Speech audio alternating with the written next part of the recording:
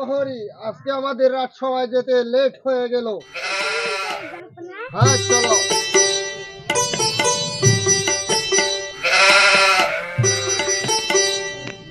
প্রহরী, মন্ত্রী মশাইকে ডেকে নিয়ে আসো রাজসভায়। কিসে? তলব করেছে। যাও যাও যাও। আরে যাও। তাড়াতাড়ি যাও। রাজা মশাই সালাম। তুমি আমার রাজ্যে এসে আমাকে বাঁচা দিয়ে সালাম দাও। সেনাপতি সাহেব, সেনাপতি সাহেব, হুকুম করুন মহারাজ। বন্দি করো এই বেয়াদব দুটোকে। এই খাইয়া তো আমার কাম নাই, 6 মাস ধরে বেতন দিন না, বউগুলো না খাইয়া রইছি, আমনে সামনে বন্দি হলেন গিয়া। কি এত বড় বেয়াদব তুমি? আমি ভাবতেও পারিনি তুমি এত বড় বেয়াদব হয়ে গেছো। রাজার আদেশ অমান্য করো।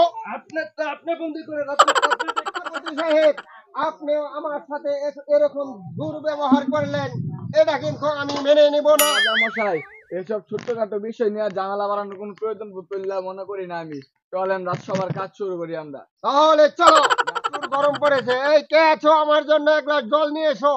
আপনার জন্য জল নিয়ে এসেছি। কি বদনা দিয়ে তুমি জল নিয়ে এসেছো? আমার রাজ্যে কি একটাও গ্লাস নাই?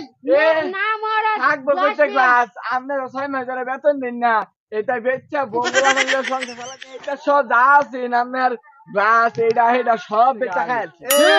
আমরা যে 6 মাস ধরে বেতন দিন না, এটা সব বেচা কিনা খাওয়া শেষ। কি আমার রাজ্যে তোমরা বেচা কিনা সব খেয়ে ফেলাইছো? বেতন দিন না, এই জন্য তোমাদের অনেক পস্তাতে হবে। বস্তানো যা আমি বস্তায় নিমু না, আপনি বেতন দেন না তো কি করতাম? ঠিক আছে, এর জন্য তোমরা কঠোর প্রস্তুত হয়ে